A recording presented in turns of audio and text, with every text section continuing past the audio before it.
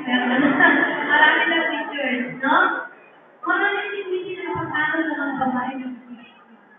So, ito na po na nangyayari, sinabi ko sa mga mahihirap ako ng pagkakalan. Napakaraming professional na nangyayamahan na pagkakalan.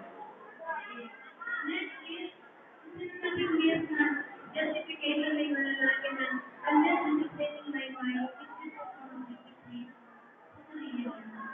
If we want to discipline our life, we must talk to our partner, to our life. Leadership is not more about physical abuse of our body. Magandaan na yan. Pag sinaktan kayo physically and verbally, that is not discipline, that is not discipline. Ano yun is sinasabi niya, the woman deserves it. The woman asked for it, manilay.